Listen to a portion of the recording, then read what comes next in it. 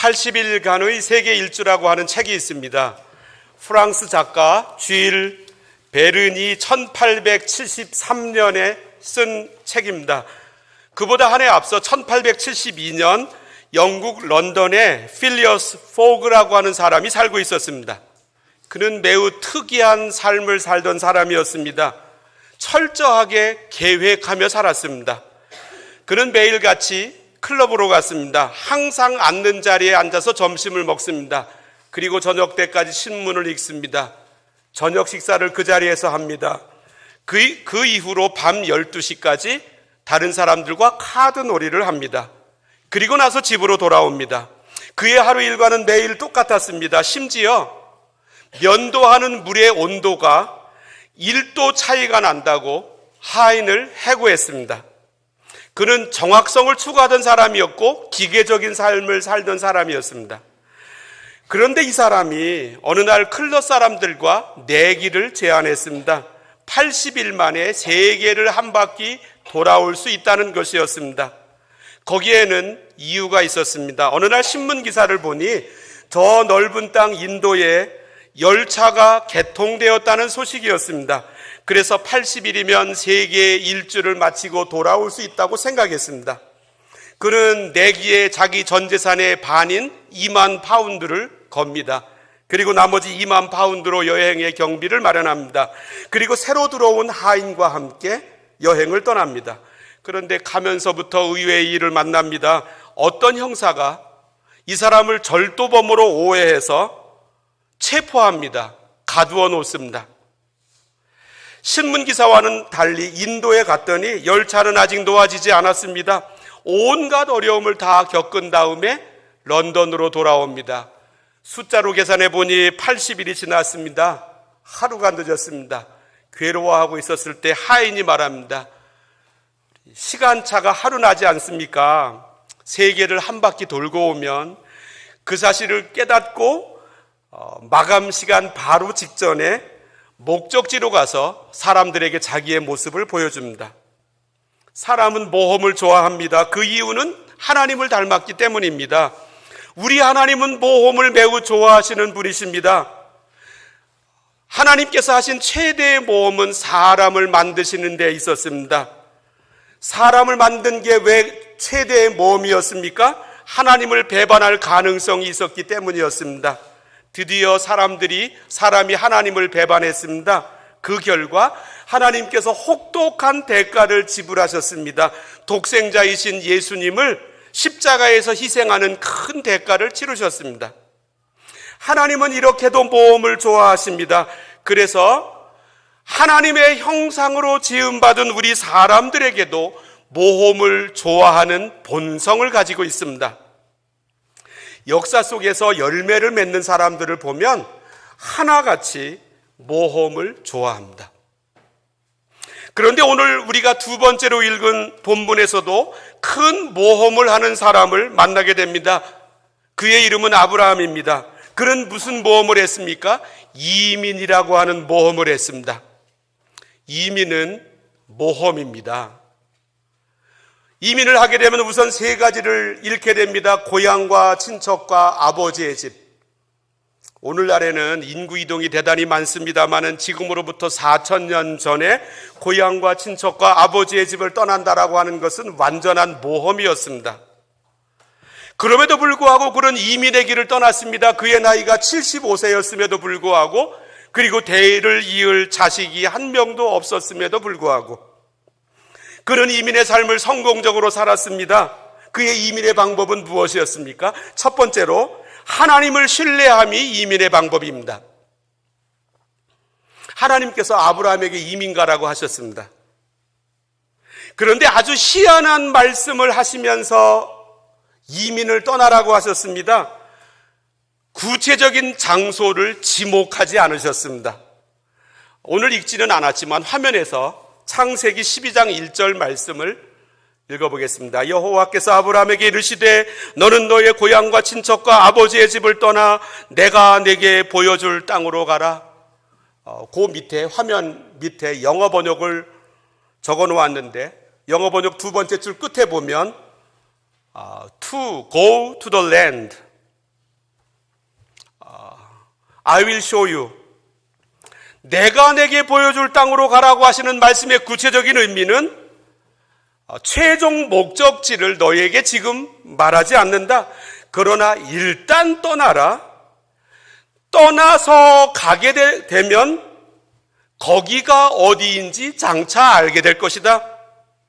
이 사실을 오늘 두 번째로 읽은 본문 히브리서 11장 8절에서도 말씀합니다. 믿음으로 아브라함은 부르심을 받았을 때에 순종하여 장래 유업으로 받을 땅에 나아갈새 갈 바를 알지 못하고 나아갔으며, 이민 가라고 하셨는데 구체적인 장소를 지목하지 않으셨습니다.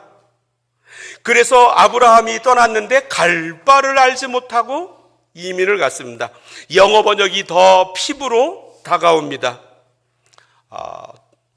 영어 번역 밑에서 두 번째 줄 보면 even though, 이 even though라고 하는 말씀은 무엇임에도 불구하고라고 하는 뜻입니다. 한국말로 직역을 해보면 그가 어디로 가야 하는지 알지 못했음에도 불구하고 라고 하는 의미입니다. 이민이 무슨 소풍입니까? 이민 간다고 아침에 떠났다가 저녁 때 집으로 돌아올 수 있는 일입니까? 그런데 아브라함은 이민의 길을 떠났습니다. 어디로 가야 하는지 최종 목적지도 모르는 채. 지금 아브라함이 무모한 짓을 하고 있습니까? 계산을 못하는 사람이었습니까? 이민이 장난이겠습니까? 몇 달이나 몇 개월 출장 갔다 오는 것이겠습니까? 사람의 나이가 40이 되면 모험을 하기 싫어합니다. 그 정도 나이가 되면 누구나 다 안정을 추구합니다. 안정이 삶의 첫 번째 주제입니다. 안정되지 않는 삶을 싫어합니다. 지금 편안한 삶을 하나님의 복이라고 생각합니다. 그리고 거기에 눌러 앉아 있습니다. 가만히 있는 것이 하나님의 뜻이라고 생각이 듭니다. 이 아브라함은 이민 갈 때 구체적으로 어디를 향하는지는 몰랐습니다. 그러나 분명히 알고 있는 것이 그에게 있었습니다. 그것은 그분을 인도하시는 하나님을 잘 알았습니다. 자신에게 그분에게 자신을 맡겼습니다. 그를 이민으로 부르신 하나님을 신뢰했기 때문입니다. 제가 이 8절 말씀을 다시 읽어보면 8절은 맨 처음에 이렇게 말씀합니다. 믿음으로 아브라함은. 내가 어디를 가는지 분명히 아는 거하고 그곳에 가면 무엇이 있는지, 누구를 만나는지, 환경이 어렵지는 않은지, 이 사실을 분명히 알고 확인하는 이 사실하고 인도하는 그분을 확실하게 아는 거하고는 전혀 별개의 일입니다. 헨리 나우엔이라고 하는 분이 책을 내었는데 한글말로 제목이 날다 떨어지다 붙잡다입니다. 날다 떨어지다 붙잡다. 영어 제목은 flying, falling, 그리고 catching. 이 제목을 설명하기 위하여 조그맣게 겉표지에 다는 제목을 부제라고 부르는데 제목을 설명하고 보충하기 위한 제목입니다. 완전한 자유의 눈뜨는 뜻밖의 이야기. 이분이 59세의 나이에 독일로 가서 이 로드레이 고개단의 고개를 참관하게 됩니다.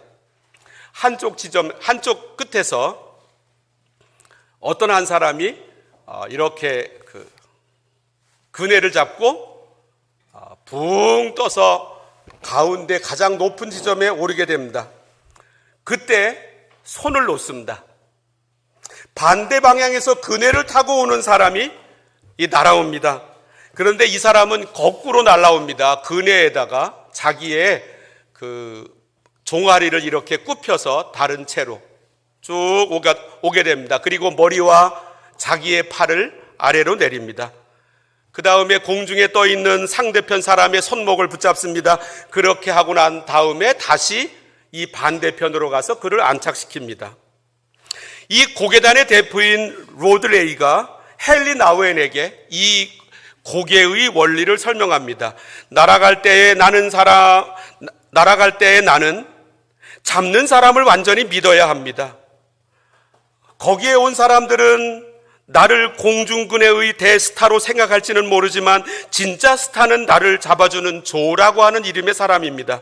조가 1초의 착오도 없이 그쪽으로 멀리 날아오는 나를 공중에서 잡아야 하지요. 궁금해졌습니다. 그래서 헨리 나우엔이 어떻게 잡습니까? 날아가는 사람은 아무것도 하지 않습니다. 잡는 사람이 다 해야 합니다. 그게 비결입니다. 조에게 날아갈 때 나는 그냥 두 팔과 손을 뻗고 기다려야 합니다. 그러면 그가 나를 잡아서 안전하게 반대편 그네 뒤쪽에 가림막이로 끌어올려 주지요. 당신은 아무것도 하지 않는다는 말입니까?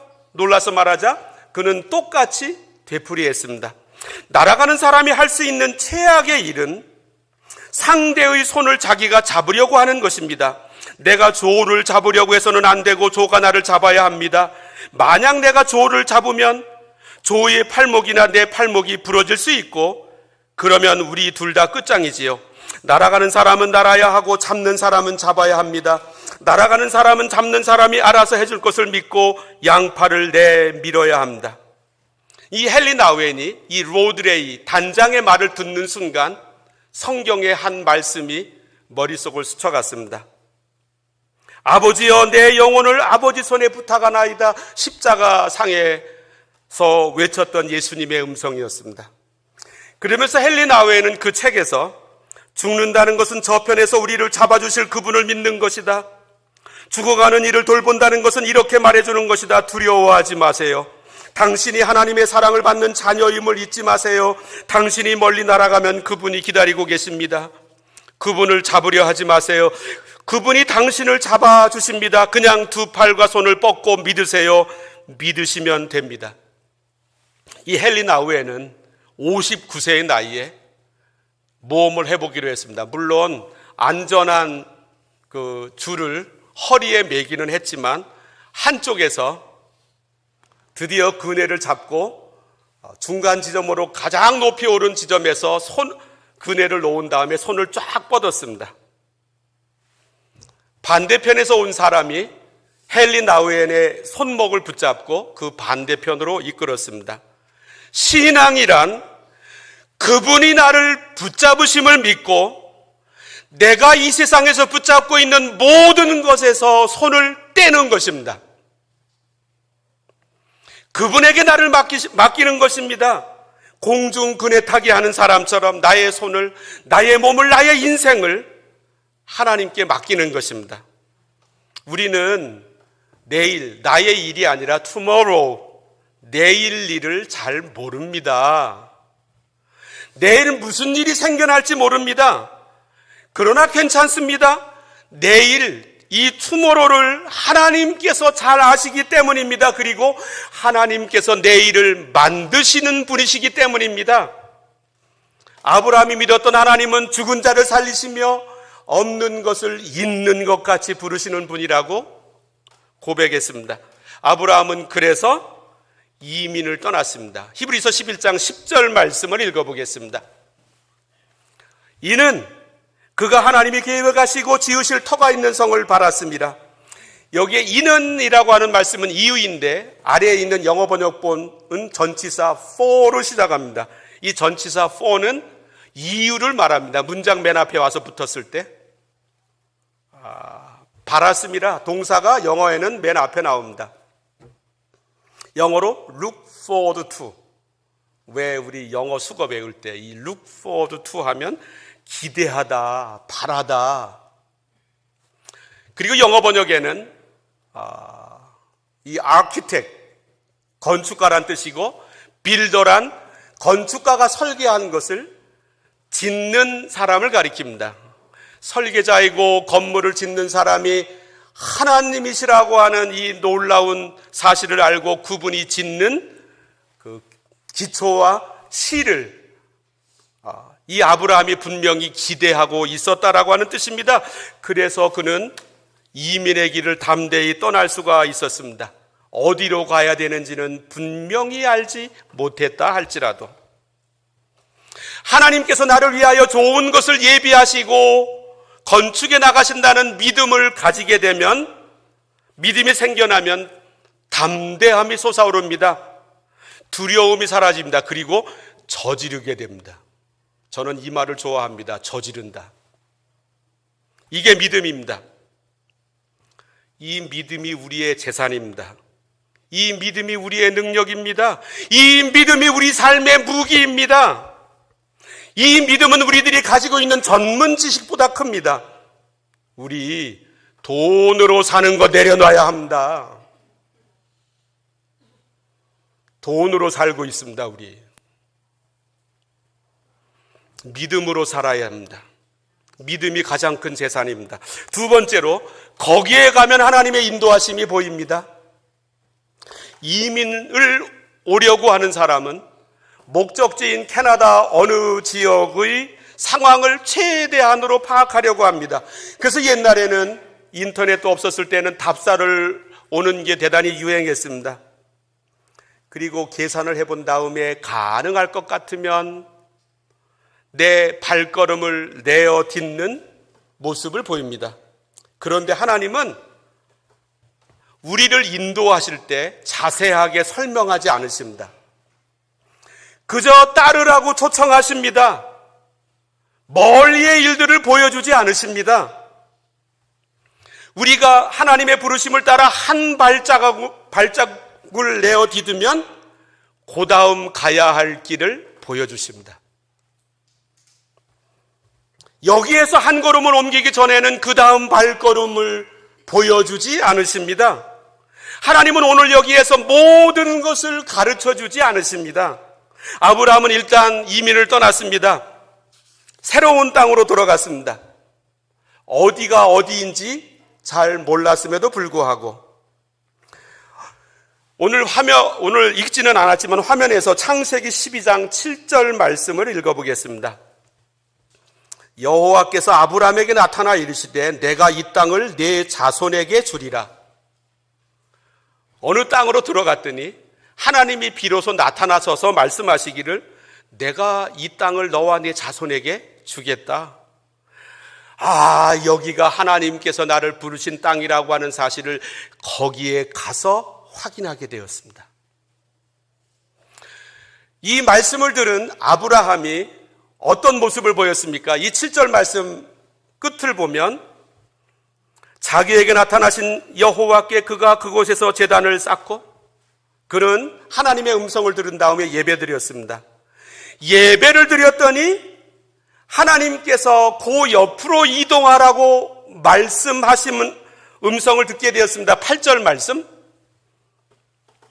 거기서 베델 동쪽 산으로 옮겨 장막을 치니 서쪽은 베델이요 동쪽은 아이라. 그가 그곳에서 여호와께 제단을 쌓고 여호와의 이름을 부르더니, 일단 발걸음을 옮겨 갔더니 하나님께서 바로 그 땅이라고 말씀하셨습니다. 거기서 예배를 드렸더니 그 다음 발걸음을 인도해 주셨습니다. 그리고 거기서 예배를 드렸더니 또 다른 발걸음을 인도해 주셨습니다. 이것이 왜 우리가 예배를 소중히 여겨야 되는지 바로 그 이유입니다. 소명 여행자라고 하는 책이 있는데 게리 바칼로우라고 하는 사람이 썼습니다. 하나님은 우리가 궁금해하는 삶의 질문들을 한꺼번에 대답해 주신다면 그분과의 대화를 등한시하리라는 것도 아신다. 왜냐하면 우리가 삶의 목적을 이루느라 정신없이 살기 때문이다. 하나님은 우리가 힘을 내서 계속 가기에 충분할 정도의 확신을 주신다. 우리를 좀 더 친밀한 대화의 자리로 돌아오게 하기 위해 우리 삶의 목적 중 일부는 비밀로 하신다. 하나님은 우리가 진심으로 갈급하게 그분 앞에 나올 때 기뻐하신다. 비밀은 하나님과의 친밀함으로 나아오라는 초청이다. 비밀과 씨름하느라 힘을 낭비하지 말고 비밀이 당신의 존재를 흔들어 깨우게 하라. 그리고 그 비밀로 말미암아 계속 구하고 찾고 두드리라. 거기에 가야 보이고 예배드려야 보입니다. 예배는 시간 남은 사람이 하는 게 아닙니다. 롯데그룹, 한국의 롯데그룹을 만든 신격호 회장의 유명한 말이 있습니다. 당신 거기 가봤어? 어떻게 여기에서 거기를 진단하느냐는 말입니다. 현장에 가보면 하나님의 일하심이 보입니다. 다윗은 골리앗을 물리침으로 시골에 있는 양치기 소년이 이락 이스라엘 정치 무대의 중심 인물로 떠오르게 되었습니다. 사무엘상 18장을 읽어보면 여인들이 뛰놀며 노래하여 이르되 사울이 죽인 자는 천천히요 다윗은 만만이로다. 그런데 만약에 이 다윗이 여전히 아버지의 양을 치는 데 있었더라고 한다면 골리앗 소식을 들었겠습니까? 골리앗 소식을 들었다 할지라도 그 일이 내 일이라고 하는 생각이 그 속에서 올라왔겠습니까? 골리앗과 대결하겠다는 뜨거움이 하나님의 부르심이라고 하는 이 열정이 그에게 솟아올랐겠습니까? 아니었을 것입니다. 그의 아버지 다윗이 다윗에게 심부름을 시키십니다. 이 음식을 만들어 가지고 군대 천부장에게 가서 맡겨라. 너의 형들을 맡아서 있는 천부장. 그의 아버지가 이 뇌물의 이 힘이라고 하는 것을 옛날부터 알고 있었던 모양입니다. 그래서 천부장에게 그 음식을 전하고 형들의 안부를 살핀 다음에 돌아와라. 그래서 거기에 갔더니 골리앗이 나타나가지고 매일 이스라엘을 위협합니다. 하나님의 이름을 저주합니다. 이스라엘 백성들은 거기에 쫄아 있었습니다. 그때 하나님의 감동이 그에게 임했습니다. 내가 거기로 가야 한다는 이 하나님의 부르심을. 다윗이 자기의 집에 목동으로 있었으면 몰랐을 것입니다. 하나님의 일은 신비롭게도 거기 가야만 보이고 들리게 되어 있습니다. 안셀름 그린이라고 하는 분이 지은 결정이 두려운 나에게라고 하는 책이 있는데 그 책을 읽으면서 꼭 저를 향한 내용으로 들려줬습니다. 완벽주의는 모든 것을 통제하려는 강박과 관련이 있다. 저 완벽주의자 아닙니까? 완벽주의는 모든 것을 통제하려는 강박과 관련이 있다. 그러나 결정을 내린다는 것은 자신이 통제하려는 마음을 포기하고 그 결정을 궁극적으로는 하나님께 맡긴다는 의미이다. 따라서 신뢰하는 마음이 부족하면 결정을 내리기가 어렵게 된다. 우리는 어떤 결정을 내릴 때 지금 내리는 결정으로 인해 벌어질 수 있는 여러 가지 상황을 고려하려고 한다. 하지만 우리가 얻은 모든 정보를 고려한다 할지라도 지금의 결정이 지속적으로 풍성한 수확을 거두리라고는 전혀 확신할 수 없다. 결정이 결실을 거둘지에 대한 여부는 우리의 숙고에 달려있는 것이 아니라 온전히 하나님께 달려있는 것이다. 그런 까닭에 계산 많이 하려고 하지 마십시오. 그런 까닭에 하나님을 향한 전적인 신뢰가 필요하다. 우리는 결정을 통해 근본적으로 우리 자신을 하나님께 내맡기면 그분이 우리의 결정에서 최선을 이끌어내실 것을 믿어야 한다. 폴 추르니에는 모험으로 사는 인생이라고 하는 책에서 인생은 하나님이 지휘하시는 모험이다. 내가 이렇게 결정했는데 하나님이 나중에 저쪽으로 인도하십니다. 앞길에 대하여 고민하지 마십시오. 그분을 잘 알려고 고민하십시오. 그분하고 친해지면 내게 그분이 어디로 데리고 가시는지가 보여집니다. 만나는 40년 동안 매일 내렸습니다. 이것은 영적인 원리입니다. 하나님께서 오늘 내가 가야 할 방향을 매일 내려주십니다. 10년 전에 받은 은혜로 오늘 여기를 살아가려고. 여기에 가면 하나님께서 여기에 필요한 은혜를 내려주십니다. 이걸 받아야 합니다. 세 번째로, 이민은 하나님 사이즈로의 부르심입니다. 하나님을 경험하는 삶이라고 하는 책을 몇몇 분들하고 공부하려고 주문을 했는데 제가 몇 주 동안 몸이 힘들어서 하지를 못했습니다. 저 캘거리 분 헨리 블락거비하고 로드니 킹이라고 하는 분이 공저한 책인데, 로드니 킹이라고 하는 사람이 하나님을 뜨겁게 사랑했습니다. 그래서 하나님을 위하여 좋은 계획을 준비하여 열심히 기도하고 철저하게 준비하여 그 일을 추진했습니다. 그런데 열매가 하나도 없는 것입니다. 그는 고민에 빠졌습니다. 그러다가 이 헨리 블락거비를 만나서 이유를 알게 되었습니다. 헨리 블락거비는 말합니다. 내가 하나님을 위해서 하려고 하는 일에 초점을 맞추지 말고 그분께서 나에게 맡기시는 일에 초점을 맞추라. 그리고 나서 이 헨리 블락거비가 두 번째로 이렇게 말합니다. 하나님은 하나님 사이즈로 우리를 부르시지 내 사이즈에 맞춰서 나를 부르지는 않으신다. 그래서 우리 하나님을 향하여 이 부르심을 따라 나갈 때 내 안에 갈등이 일어납니다. 내 사이즈에 맞는 일이라면 갈등할 게 없습니다. 그런데 갈등이 없는 신앙생활은 없습니다. 왜냐하면 하나님은 나에게 내 사이즈에 맞는 일이 아니라 하나님 사이즈에 맞는 일을 나에게 말씀하시기 때문입니다. 몬트리올 불어권 아프리카 선교대회 처음으로 2008년도에 열렸습니다. 선교사님들한테 여쭤봤더니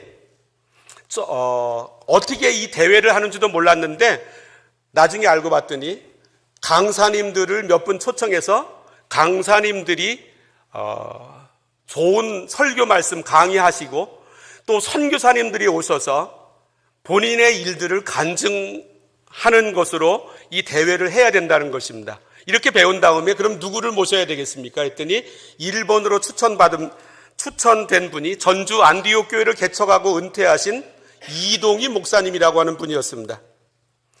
저는 그분을 그때까지 몰랐습니다. 나중에 알고 봤더니 한 교회, 전주 안디옥 교회를 중심으로 400명이 넘는 선교사를 전 세계에 파송했습니다. 한국에 가장 큰 교단에서 파송한 선교사님 숫자하고 거의 비슷했습니다. 이분 교회를 중심으로 2,500교회 정도가 조금씩 헌금하여서 그래서 이분에게 이메일 주소를 알아서 연락을 드렸더니 수원에 계셨고 수원역 3층에서 만나 이분을 초청했습니다. 그리고 오실 때 만불까지도 들고 오시라고 말씀을 드렸는데 아무 얘기 안 하셨습니다. 그리고 나중에 만불을 들고 오셨습니다. 본인 교회에서 은퇴하신 교회에서 받은 것도 아니었습니다. 그리고 여기 오셔서 며칠 동안 여러 말씀을 하셨는데 저에게 가장 크게 다가왔던 말씀 중에 하나가 믿음 선교라고 하는 단어였습니다. 저는 그때까지 몰랐습니다. 믿음 선교, 영어로 faith mission. 나중에 알고 봤더니 이분이 허슨 테일러의 선교 모습을 이어받은 것입니다. 1800년대부터 1905년까지 당시에 중국 선교사들은 전부 이 해안가에서 있었는데 중국 내지로 들어가는 선교를 이분이 처음으로 시도했고 이분의 뒤를 따라서 나중에 800여 명의 선교사들이 중국 내지로 들어갔습니다. 그런데 이분이 선교를 하면서 자기 안에 선교의 원리를 적어놨는데 하나님의 방법으로 행해지는 하나님의 일에는 결코 하나님의 양식이 모자르는 법이 없다. 하나님의 방법으로 행해지는 하나님의 일에는 결코 하나님의 양식이 모자라는 법이 없다. 우리의 사역이 구걸하는 일이 될 때에는 그 사역의 생명은 끝난 것이나 마찬가지다. 선교사님들이 파송받아 어느 선교지를 가면 셋집에 삽니다. 그러다가 무슨 사역을 하려면 자기 건물의 필요성을 제일 먼저 느낍니다. 그래서 우리 이렇게 건물을 짓기 원합니다 하고 파송한 안디옥 선교회, 바울 선교회에 보내면 이 목사님은 하나님 앞에 깊이 기도해보고 하나님의 분명한 응답이 올 때 그 감동 응답이 주어지는 대로 나아가십시오. 그전에는 하지 마십시오. 우리의 사역이 구걸하는 일이 될 때는 그 사역의 생명은 끝난 것이나 마찬가지다. 믿음이 부족한 이유는 우리의 죄악과 연약함에서 찾을 수 있다. 우리가 믿음을 얻는 길은 하나님을 바라보고 하나님의 신실하심에 순종하는 것이다. 저는 뛰어나신 주님의 작은 종에 불과합니다. 이분은 한 번도 가서 구걸하지 않았다고 합니다. 저는 이분의 모습을 보면서 굉장히 도전을 받았습니다. 그리고 부끄러운 저의 지난달의 모습이 떠올랐습니다. 누가 나를 도와줄 데 없나? 그는 많은 어려움이 있었지만 놀라운 선교 사역을 이루고 그 후대의 사람들에게 위대한 유산을 남겼습니다. 하나님은 하나님 사이즈의 일로 우리를 부르십니다. 이민은 하나님 사이즈의 인생을 걸어가는 것입니다. 그 현장에 우리를 들여놓아야만 하나님이 일하시는 모습을 발견하게 됩니다. 하나님이 우리를 여기로 초청하십니다. 기도하십니다. 하나님 아버지,